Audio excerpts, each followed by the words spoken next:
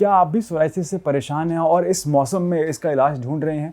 तो ये video and तक देखें, क्योंकि आज हम बात करने वाले हैं हमारे पेशेंट से कि आखिर मॉनसून में कैसे सोराइसिस को ठीक करें और इसका इलाज क्या है आयुर्वेद के हिसाब से। तो चलिए शुरू करते हैं और बात करते हैं हमारे पेशेंट से और उनके क्वेश्चंस जानते हैं।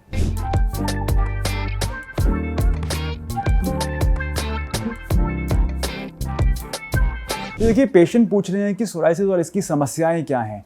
देखो, सबसे पहले सोराइसिस क्या है? सोराइसिस एक क्रॉनिक स्किन कंडीशन है जिसमें स्किन पर लाल फ्लेकी पैचेस बन जाते हैं। तो आप तुमको पता ही है, ये पैचेस इचिंग करते हैं, बर्निंग होती है और इसमें कभी कभी दर्द भी होता है ना। तुमने तो महसूस किया ही हुआ है ये।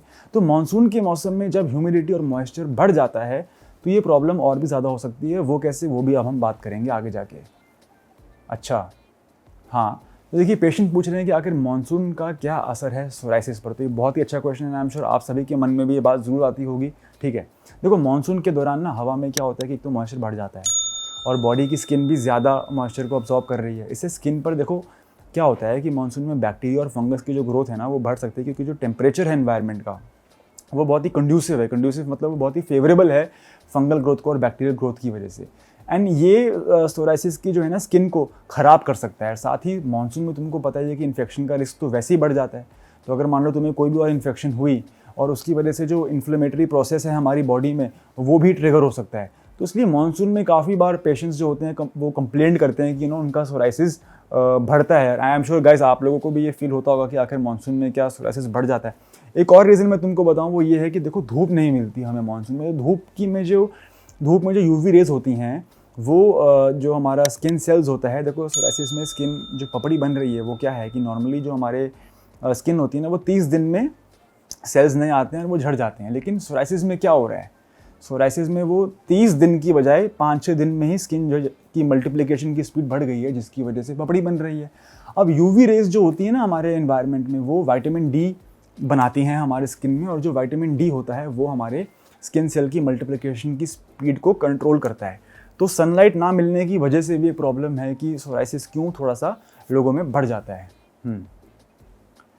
अच्छा क्वेश्चन है। देखो, पूछ रहे हैं कि मानसून से बचें कैसे, है ना, सोराइसिस से बचें कैसे मानसून में, उसके उपाय वो जानना चाह रहे हैं। देखो, बात करते हैं कि मानसून में सोराइसिस से बचने के लिए आप क्या कर सकते हो, है ना। देखो, एक तो आप जो है ट्राई करो कि अगर तो आपको कभी भी धूप मिले ना तो आप सन एक्सपोजर करने का ट्राई करो 10 to 15 मिनट्स। जब भी आपको धूप मिले, हल्की सी भी अगर आपको यूवी रेज आ रही हैं, धूप आ रही है, तो आप ट्राई करें कि आप बाहर जाके 10 से 15 मिनट की आप जो है अपना सन एक्सपोजर करने का पूरा ट्राई करें।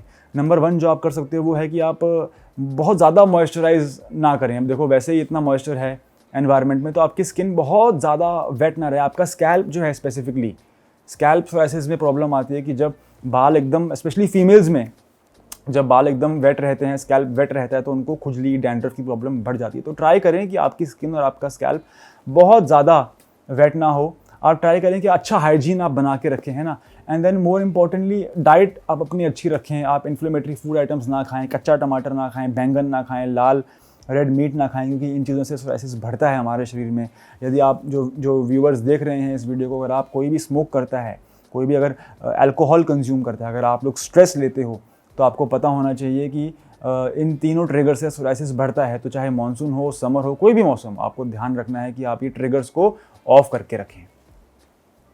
यस, चलिए बात करते हैं। देखिए, वो पूछ रहे हैं कि मानसून में आखिर सही आयुर्वेदिक इलाज क्या है सोराइसिस का, तो इसके बारे में उनसे बात करते हैं। देखो, सबसे पहले तो आपको बताता हूँ कि अगर आप हल्दी और नीम का कंजम्पशन करें तो ये सभी नेचुरल एंटी इन्फ्लेमेटरी और एंटी बैक्टीरियल प्रॉपर्टीज से भरपूर हैं। स्पेशली मैं तो आपको पता ही है गाइस, मैं हर वीडियो में अपनी बोलता हूँ कि 3 ग्राम हल्दी आप दूध में सोने से पहले गुनगुने दूध में मिला के पिए, उसकी एंटी इन्फ्लेमेटरी प्रॉपर्टीज़ के लिए। तो यही चीज़ मैं पेशेंट को भी समझा रहा हूँ कि 3 ग्राम हल्दी यदि आप किसी तरीके से अपने डाइट में कंज्यूम कर लें, अगर आप उसको रात को सोते टाइम दूध से पी सकते हैं तो बहुत अच्छी बात है। अदरवाइज़ मैं आपको टिप देता हूँ कि आप हल्दी और जिंजर को पीस के ना उसका पेस्ट बना लें और तवे पे जो है उसको भून लें। अब आपने चटनी बन गई आपकी एक तरीके से। ये हल्दी ले लिया, नमक ले लिया और जिंजर ले लिया और आपने ये एक पेस्ट बना लिया इसका। इस पेस्ट को, इस चटनी को अपनी रोटी के साथ थोड़ा थोड़ा लेके आप डेली खाते रहें। तो एक बेसिकली पॉइंट है गाइस कि आपको 3 से 5 ग्राम हल्दी आपको अपने शरीर के अंदर डालना है, चाहे वो आप सप्लीमेंट लें, चाहे आप वो दूध में मिला के लें या फिर वो चटनी बना के लें। किसी भी तरीके से हल्दी की anti inflammatory properties and the role of haldi in psoriasis अगर आप भी सर्च करोगे या आप भी सर्च करोगे इंटरनेट पे the role of haldi in psoriasis, आपको बहुत सारे आर्टिकल्स मिल जाएंगे जो इस बात को वैलिडेट करते हैं, जो इस बात को प्रूव करते हैं कि हल्दी का रोल है सोराइसिस में। और देखो तुम हीट से बचो, है ना, जो कपड़े तुम पहनो वो स्टिकी ना हो बहुत ज़्यादा, तुम अपने हाइजीन का ध्यान रखो, स्किन को जो है तुम हल्दी यूज़ कर सकते हो। और मैं तुम्हें एक टिप देता हूँ कि तुम नहाते समय तुम मूंग दाल और बेसन को मिक्सी में ना घर में अपने मूंग दाल और बेसन को तुम साथ में मिक्स कर लो, ठीक है। ये जो बन गया ये है तुम्हारा आयुर्वेदिक हर्बल एक्सफोलिएटिंग स्क्रब।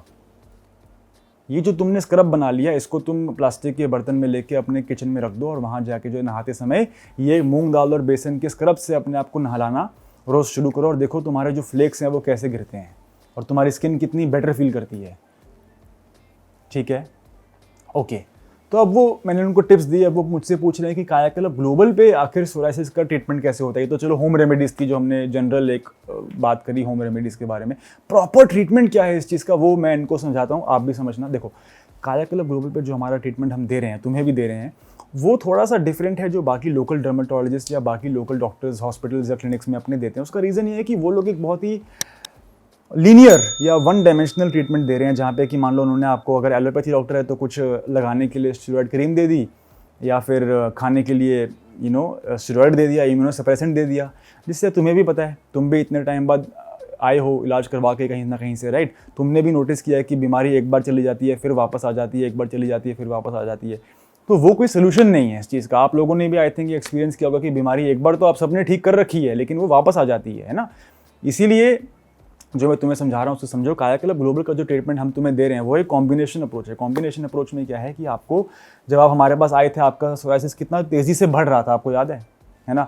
तो जब वो इतनी स्पीड से बढ़ रहा था तो हमने आपका टाइम नहीं वेस्ट होने दिया। हमने दो चीज़ों का ध्यान रखा, एक तो आपका टाइम वेस्ट ना हो, सेकेंड हमने ध्यान रखा कि आपकी बीमारी जो है वो आगे ना फैल जाए।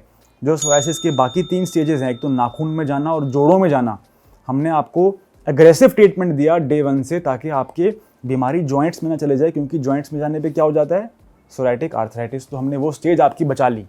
एंड देन हमने आपको जो है आयुर्वेदिक और हर्बल कॉम्बिनेशन अप्रोच पे रखा, जिससे कि आपके ब्लड को हमने किया प्योरीफाई, आपके टॉक्सिन्स को हमने किया न्यूट्रलाइज, आपके एनवायरनमेंट में, आपके पीएच में, आपके ब्लड में हमने एक ऐसा एनवायरनमेंट बनाया जो कि हो गया anti inflammatory, anti oxidation.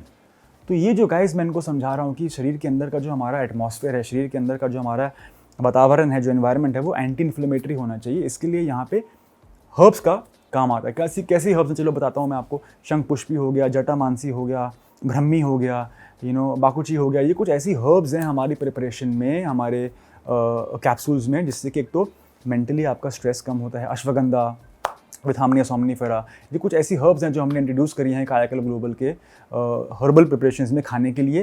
And लगाने के लिए आपको पता ही है, तुमको भी हमने दिया है सौरकेर ऑयल दिया है, जिसको तुम लगा के 10 मिनट की धूप दिखा रहे हो, और धूप नहीं भी दिखा पा रहे हो तो भी तुम डेली सौरकेर ऑयल लगा रहे हो ना। तो गाइस आपको भी इसी तरह सौरकेर ऑयल रोज़ लगाना है। तो और हमने तुम्हें एग्रेसिव ट्रीटमेंट दिया स्टार्टिंग में, और अब हमने उसको बंद कर दिया, राइट। एंड डे 1 से हम तुम्हारा आयुर्वेदिक इलाज चला रहे हैं। गाइस ये है कॉम्बिनेशन अप्रोच, जहाँ पे कि सेफ्टी भी इंश्योर्ड रहती है, पेशेंट का टाइम भी वेस्ट नहीं होता है, पेशेंट की जो बीमारी है वो डीपर स्टेजेस में जाने से बच जाती है।